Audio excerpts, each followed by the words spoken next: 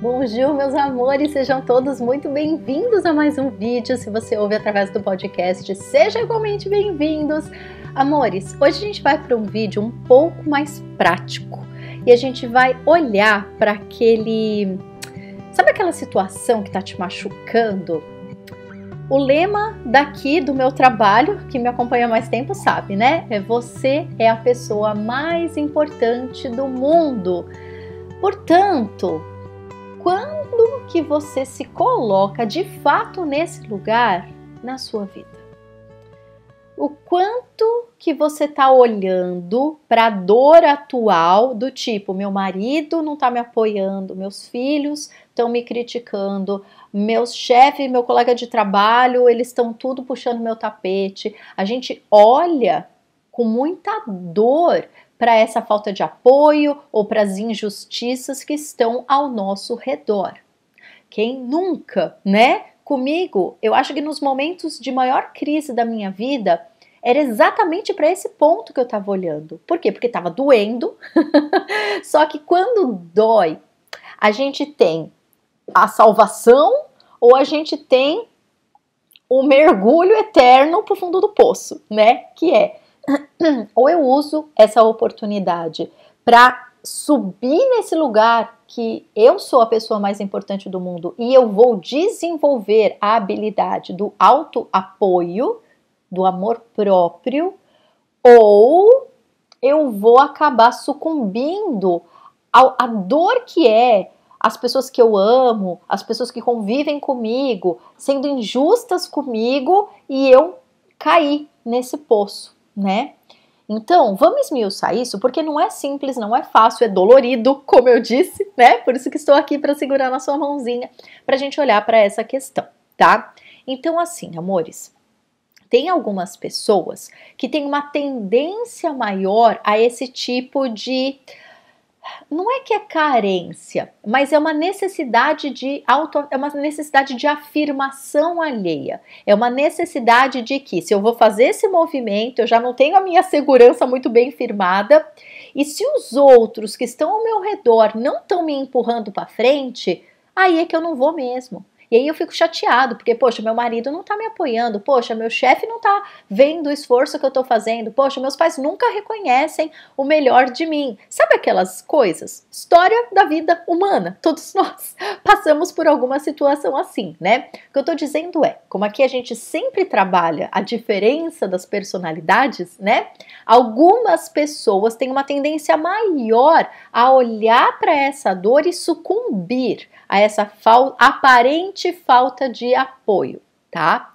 Outras pessoas, elas podem não ser muito dependentes da afirmação do outro, podem até ser um pouco mais seguras de si, um pouco menos preocupadas com o julgamento alheio, mas podem muito bem passar por situações, por fases da vida em que isso machuca, né? Eu percebo, né? No meu caso, eu percebi que eu fui amadurecendo com os anos, com as experiências. Até o começo da imigração, meu Deus do céu, eu era muito magoável. Dependendo de como meu pai estava, eu ficava mal também. Se o meu namorado me apoiava em algum projeto, eu ficava legal. Se ele não entendia, né? Eu interpretava, ele tá sendo injusto, ele não tá vendo os meus esforços, né? Para criar hoje eu me sinto mesmo. Foi num momento muito difícil que eu estava perdida na imigração, que eu estava perdida na minha carreira, então eu queria o apoio de todo mundo. Só que foi exatamente aí a minha virada de chave, né? Eu vim passando por várias situações em que quando o outro não me apoiava, quando o outro não me entendia, eu ficava chateada e aí eu paralisava. Em vez de ir para frente, em vez de me apoiar, eu ficava com raiva do outro, eu ficava magoada com o outro, magoada com a vida, né? Teve uma época que eu trabalhei numa ONG para imigrantes aqui e eu me arrependo profundamente da forma que eu trabalhei naquele local com a minha chefe, porque eu interpretava que ela pegava no meu pé de graça, que ela implicava comigo, porque ela era muito exigente comigo. Naquela época eu não percebia. Por quê? Porque eu estava justamente nesse lugar que eu tô querendo trazer para nós hoje, para nossa reflexão, que era de uma revoltinha muito imatura. Aquela, Sabe igual criança birrenta, que quando os pais não validam o que ela quer, ela bate o pé no chão? Eu tava muito assim, muito assim. E eu tive essa tendência por um bom período, eu acho que da minha carreira, quando eu era professora e eu estava numa escola que eu amava, que eu me dava bem com os diretores, com os coordenadores, era muito legal. Mas quando eu estava numa escola, quando a direção era mais exigente, nossa senhora, gente, eu não ficava não. Eu não ficava porque eu achava ninguém me manda, aquariana, né? Ninguém me manda. Gente, como eu me arrependo no sentido assim, né? Eu entendo, minha consciência me permitiu fazer apenas aquilo naquela fase. Mas hoje, olhando para trás, eu consigo perceber que posição de imaturidade que eu tinha naquela época, achando que era porque eu estava evitando as injustiças, estavam sendo muito duros comigo. As pessoas com certeza acreditavam na minha capacidade. Eu é que não percebia isso naquela época, né? Então essa última ONG que eu trabalhei antes de abrir o Hoje Eu Me Sinto, foi exatamente isso que aconteceu. A diretora, ela pegava demais no meu pé. Só que ela, no final, foi muito assim, foi muito simbólico, sabe? Eu trabalhei lá por um ano, daí acabou meu contrato, esse contrato não foi renovado. E daí eu tive uma última conversa com ela, e quando eu tive essa última conversa com ela, minha ficha já tinha caído, sabe? Eu tinha passado meses brava com ela, revoltada, que eu não ia mais trabalhar lá, porque, né, ela tava pegando muito no meu pé. E no final dessa nossa conversa, eu fui pedir perdão para ela, porque eu tinha percebido que eu tinha agido de uma forma muito imatura, até irresponsável em alguns momentos, e eu perdi uma grande oportunidade de crescimento lá. E aí ela falou para mim, ela falou assim, Adriana, desde o começo eu acreditei muito em você. Eu vi o teu potencial, você tem uma personalidade extremamente amorosa, acolhedora, era tudo que eu precisava numa terapeuta aqui para nossa ONG. Mas infelizmente as suas atitudes foram desevoluindo. E ela tinha toda a razão. Então eu pedi perdão para ela, a gente conversou, foi muito bonito no final. Hoje eu guardo todos esses aprendizados, porque, gente, como eu amadureci desde então. Foi fundamental, porque eu não conseguiria ter uma empresa por 10 anos que cresce cada vez mais, graças a Deus, graças a vocês, se eu não tivesse amadurecido essa parte em mim, se eu não tivesse despertado para todas essas questões, né? Então, o que eu queria propor para nós hoje é exatamente isso. Será que você está disposto a ser o seu apoio, independente se o outro está sendo também o seu apoio?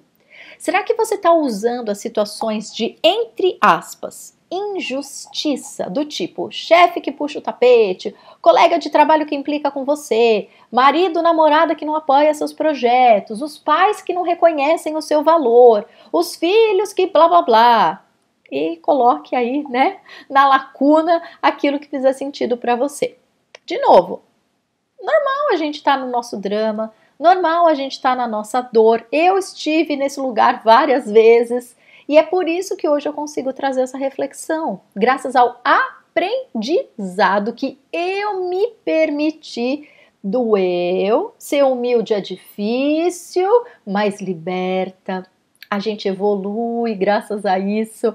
E aí, amores, desde então, eu fui curando uma coisa atrás da outra. Dentro da minha carreira, isso foi fundamental, porque hoje, como autônoma, eu preciso ter muito claro isso para mim, né? Eu não tenho chefe, eu tenho um monte de chefe, meus clientes todos são meus chefes, vocês são meus chefes. Então, assim, o que eu mais tenho é chefe hoje em dia, né? Então, graças a Deus eu amadureci, eu desenvolvi essa percepção, que é o que sustenta e prospera a minha carreira hoje, né? E com as pessoas também, quantas picuinhas que eu queria que meu pai fosse diferente, eu queria que ele melhorasse nisso e naquilo. Meu pai é maravilhoso, ele é um ser humano com defeitos, como eu, como você, como todo mundo. No momento que eu parei de querer que o meu pai fosse igual o pai da minha amiga, que ele fosse esportista, ou que ele fosse sei lá o quê, eu pude olhar o meu pai de verdade. E eu pude ver que eu tenho o melhor pai do mundo, carinhoso, que me ama de verdade, mesmo que ele não me ligue todos os dias, mesmo que a minha comunicação com meu pai seja de vez em quando uma figurinha no WhatsApp. Mas quando eu preciso dele, quando eu preciso conversar com alguém, eu sei que eu posso ligar para ele a hora que for. E ninguém no mundo tem as palavras mais certas que o meu pai tem para mim. Mas por que hoje eu tenho essa relação com meu pai? Porque eu parei de criticar, porque eu parei de querer que ele fosse um ideal louco, que sei lá, que horas que eu resolvi na minha cabeça, sabe? Parei de querer que ele me apoiasse do jeitinho que eu achava que... O que é um pai que apoia? Não sei. Hoje eu entendo que o pai que eu tenho me deu tudo que eu precisava, porque ele já me deu a vida, né? Meu companheiro, se ele tivesse passado a mão na minha cabeça em diversas situações que eu precisava amadurecer, eu não teria amadurecido. Então, o que eu constatei? Que muitas vezes, essas pessoas que a gente acha que estão puxando o nosso tapete, essas pessoas que a gente acha que não estão amando e apoiando a gente como eles deveriam fazer, primeiro, a vida está dando uma grande oportunidade de despertar. Segundo, a vida está te chamando a atenção para que você seja o seu apoio. Eu lembro que antes mesmo do Hoje Eu Me Sinto, eu tinha um blog que chamava Mini Drica, que às vezes é o codinome que eu uso aí nas internet. E eu fiz um poema que eu deixava ele na lateral do blog, né? Na época que os blogs tinham uns negocinho meio lateral assim. E foi um poema que falava exatamente isso. No final eu terminava falando: seja você o seu maior orgulho e o seu maior apoio. E gente, é isso, sabe? Então a vida inteira, as relações, tudo se forma de um jeito para mostrar pra gente aquilo que a gente precisa. Nem sempre é aquilo que a gente quer, mas é o que a gente precisa, tá? Então pensem nisso com muito carinho. E seja o seu maior apoio, tá? Se você precisar de um apoio que parece ser externo, mas vai ser interno, é o colegiado da vida, né? Vocês já estão carecas de saber, mas eu estou avisando, porque a gente vai encerrar as matrículas agora em fevereiro e depois vai ter muita coisa diferente, principalmente o preço, tá, gente? Então, o que vai acontecer é, quando você entra no colegiado, você aprende, você desenvolve essa maturidade porque você faz um mergulho e um tratamento muito, muito, muito sério de retorno à tua essência, de resgate de todas essas dores. A gente entra, gente, mas com bisturi e tudo, mas a gente entra e conserta esse negócio, tá? É para fazer acontecer. Colegiado não é firula. Colegiado não é para você entrar e ter mais um curso não, meu amor, porque eu fico no teu pé o tempo inteiro. É um negócio que vai fazer funcionar, tá? É uma terapia intensiva por 3 anos. Não é 3 meses, não é 1 ano de validade. 3 anos. Com um mundo de aula ao vivo que já está gravada, com um mundo de tratamento, de meditação, de vivência, de um monte de coisa que tem lá. Com a minha mentoria e meu plantão, meu amor, com você 3 anos. É mole ou não é? Não é. Então você quer fazer o troço acontecer de uma vez por todas, você quer despertar esse leão que mora dentro de você, é agora, tá bom? Então eu te espero no colegiado da vida e de qualquer forma, pensa com carinho nisso tudo que eu te contei, porque se você estiver nesse barco que eu estive, quem sabe você já encurta aí a viagem a teu favor, né? Bom, é isso, amores. Beijo gigante, a gente vai se falando. Eu te espero no colegiado. Até! Tchau, tchau!